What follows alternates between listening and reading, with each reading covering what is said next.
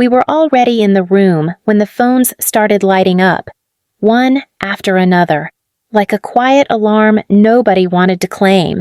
It did not feel like a celebration, even with the silver trays and the soft music. It felt like a decision being delivered. Lillian Price was there because families like this never let you leave without making it public. She works in risk analysis, the kind that teaches you to stay calm while something expensive falls apart.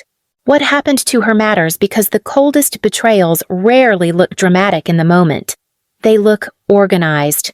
The air shifted, and her face did not. This is the night the story becomes hers. I knew the moment my name appeared on everyone's screen.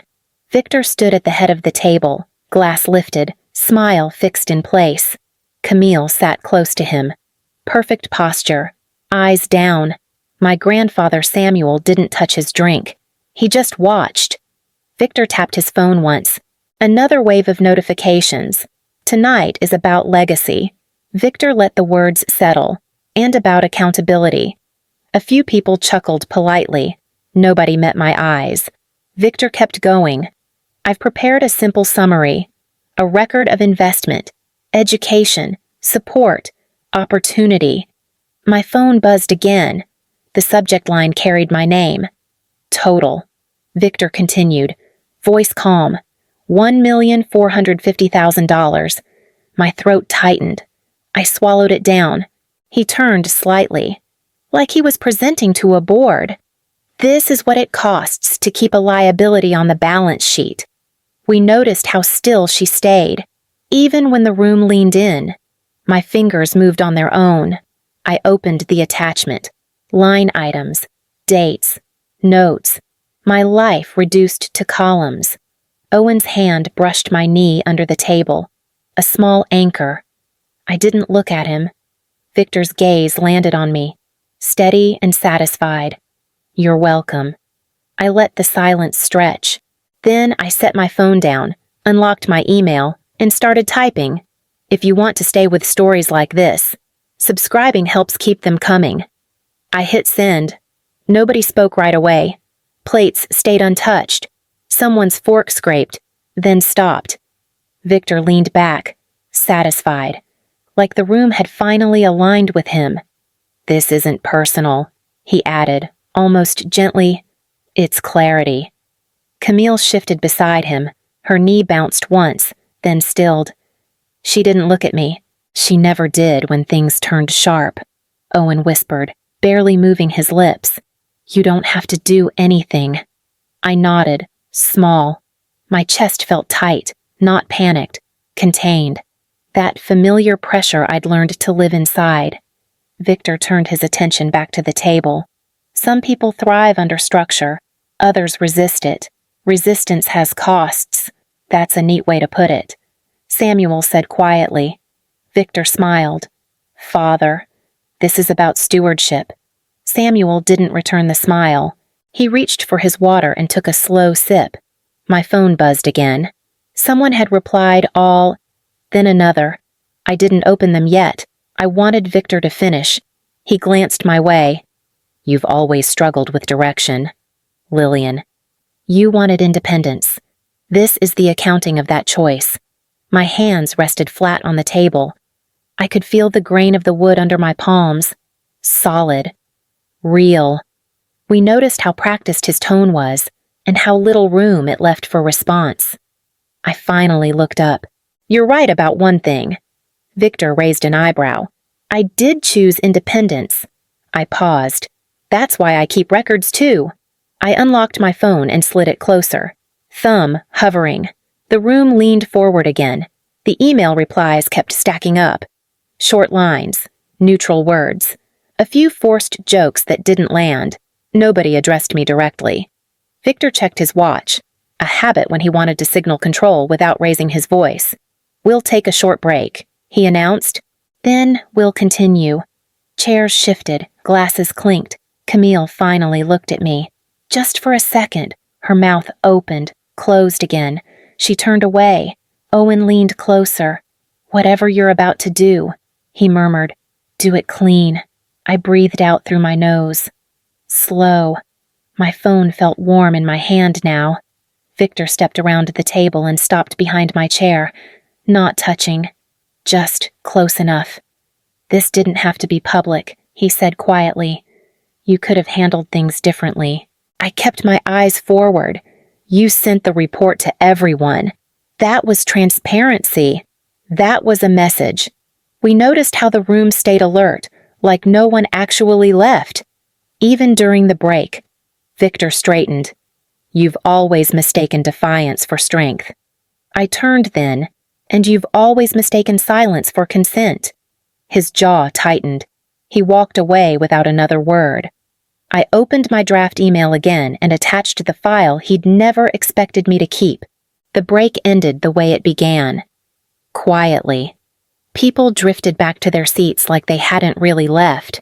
Plates were replaced, glasses refilled. No one mentioned what had already happened. Victor returned to the head of the table and rested both hands on the back of his chair. "Let's finish," he said. Calm again. "We shouldn't drag this out." Samuel folded his napkin and set it beside his plate. He still hadn't eaten. Victor tapped his phone. Another soft wave of vibrations rolled across the table. "You've all seen the summary," he continued. "Education, housing support, professional assistance, every effort to course correct." A cousin across from me cleared her throat, then thought better of it. Victor scrolled. "Private school enrichment, graduate tuition coverage that went unused, transitional living expenses in Manhattan." He looked up. $1,450,000. Camille shifted in her chair. The stem of her glass clinked against the plate. "That number isn't emotional," Victor added. "It's factual." I felt the heat rise in my face this time. I pressed my tongue to the roof of my mouth and waited for it to pass. Samuel finally spoke. "You're reading this like a quarterly loss." Victor turned slightly. That's exactly what it was. The room went still again. We noticed how no one reached for their phones this time. I lifted mine instead. The screen glowed steady. "If we're talking about losses," I said, keeping my voice even, "we should probably include the full exposure." Victor's expression tightened. "This isn't your meeting. It became mine when you put my name on it." Rachel, seated near the far end, leaned forward. "Lillian," she said carefully, "what are you referring to?" I met her eyes, the trust distributions from my account, the ones redirected into Victor's private fund. A few heads turned, a few more froze. Victor let out a short breath. "That's a mischaracterization." "I have the transfer records," I said. "Every quarter." "With dates." Samuel pushed his chair back an inch. The sound was small, but it carried. "Go on," he said. I opened the attachment and pressed send. No one moved after the email went out. Phones buzzed, stopped, buzzed again. A few people glanced at their screens, then quickly set them face down, like the information might stain the table. Victor stayed standing, his shoulders squared. "That document is incomplete," he said. Voice firm but thinner now. "Context matters." Rachel scrolled slowly, eyes narrowing. "These transfers line up with internal liquidity gaps," she said. "Quarter after quarter." Camille finally spoke. "Dad, what is she talking about?" Victor shot her a look. "This isn't for you." My hands were steady. "That surprised me." "It actually is," I said. My trust was used as a backstop, without disclosure, without consent. Samuel leaned forward, elbows on the table. "Is that accurate?" Victor hesitated. "Just a beat. Long enough." We noticed how the room changed when that pause landed. Owen exhaled beside me, quiet but audible. Someone down the table stood up and walked toward the window, then stopped halfway, unsure where to go. Victor adjusted his cuff. "We're not doing this here." "You already did," I said. "You just thought I'd stay quiet." Samuel's gaze didn't leave Victor. "Answer her." The silence stretched again, heavier this time, not waiting for me to break, waiting for him to speak. I stayed still and let it. Rachel turned her phone so Samuel could see the screen. "These aren't incidental movements," she said. "They're structured." Victor crossed his arms. "You're reading intent into numbers." "I'm reading patterns," Rachel replied, "and control." My heart kicked once, hard, then settled. "The transfer started the same year your fund expanded," I said. "Same quarters you reported stable reserves." Victor laughed, short and sharp. "You think you understand how this works because you run spreadsheets for a living. I understand disclosure," I said. "And what happens when it's skipped?" Camille's voice broke through. Thin. "Dad, was her trust used or not?" Victor didn't look at her. "Everything I did was for this family." Samuel's hand lifted, palm open. "Answer the question." The room felt smaller then. Chairs too close. Air heavy. Victor adjusted his watch again. Slower this time. "Funds were temporarily repositioned," he said. "They were returned. After 12 months. I said. "With no notice, no approval, and with gains credited elsewhere." Rachel nodded once. "That qualifies as self-dealing."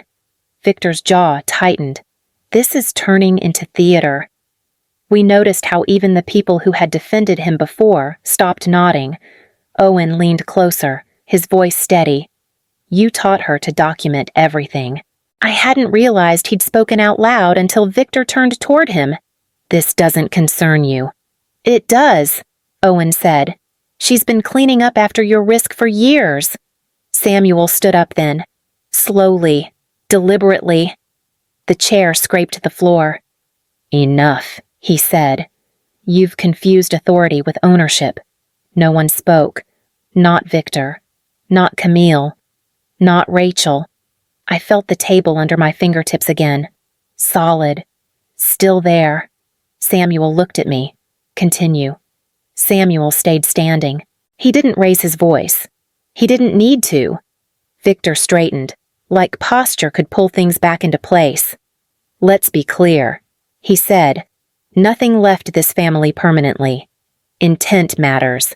Rachel said. "So does authority." Victor waved a hand. "You're overreaching." Camille pushed her chair back an inch. "You told me everything was clean." Victor turned on her then.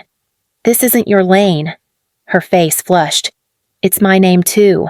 The room felt uneven, like a table leg had given out. I kept my eyes on the documents open on my phone. Dates, transfers, notes I'd written years ago and never thought I'd read out loud. "I wasn't trying to take anything," Victor said. "I was managing risk." "You moved her trust without consent," Rachel replied. "For more than a year." Samuel's gaze stayed on Victor. "You didn't ask," he said. "You assumed." We noticed the moment when Victor realized the room wasn't with him anymore. Owen shifted beside me, not touching, just close enough to remind me I wasn't alone. Victor's voice dropped. "Lillian could have come to me." "I did," I said. "You told me I didn't understand how power works." Samuel nodded once. "And now she does." Victor opened his mouth, then stopped. His hand tightened on the back of the chair. Samuel took a breath. "This meeting is over." He looked at Rachel. "You'll initiate an independent review." Then he looked at Victor. "You'll step aside." No one argued. Samuel didn't sit back down. He stayed where he was, hands resting on the table, shoulders squared. The room adjusted around him. "This family was built on discipline," he said. "Not shortcuts." Victor shook his head once. "You're overreacting." Samuel's eyes didn't soften. "You moved money that wasn't yours. I protected the firm." "You protected your position." Samuel replied, "There's a difference." Camille's chair scraped as she stood. "Grandpa." "I didn't know." Samuel glanced at her. "That's part of the problem." Rachel closed her laptop. "I'll start the review tonight," she said. "Independent. Full access." Victor's voice tightened. "You're freezing me out based on one interpretation." Samuel turned to him.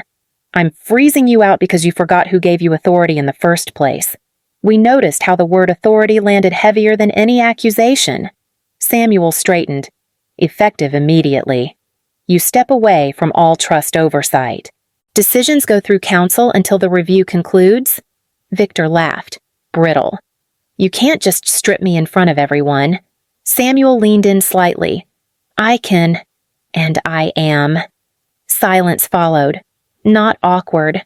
Final. My chest loosened in a way I hadn't expected. Not relief. Something quieter. Like pressure easing. Samuel looked at me then.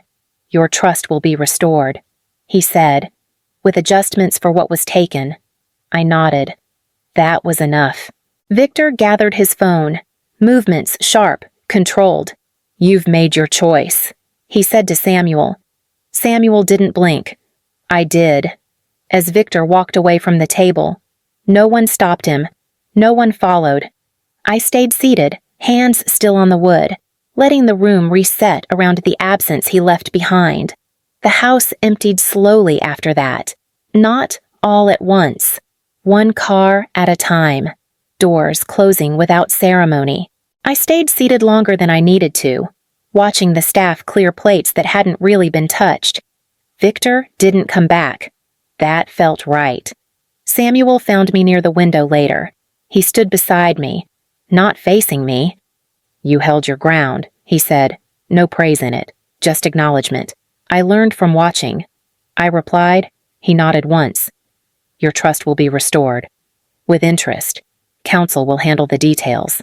Then, quieter. You don't owe this family proximity. I thanked him. He left without another word. Owen drove us back into the city. Traffic moved like nothing important had happened. At a red light, he reached over and squeezed my hand. You okay? Yeah, I said. After a moment. I think so. At home. I put my phone face down on the counter and didn't check it. I made tea. Sat on the floor with my back against the couch. Let the quiet settle. A few weeks later, I filed the paperwork to step away from anything tied to the family structure. I kept my work. My name. My distance. I started sketching out something new, a small practice focused on risk ethics and fiduciary abuse, the kind of work that notices patterns before they hurt people. What stayed with me wasn't the money or the room or even Victor's silence. It was the moment I realized I didn't need his approval to exist inside my own life. Lillian Price isn't waiting to be counted anymore.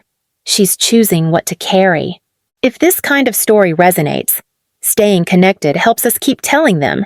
We watched her leave the table without rushing, without looking back, and understood that some endings are quiet because the work is done.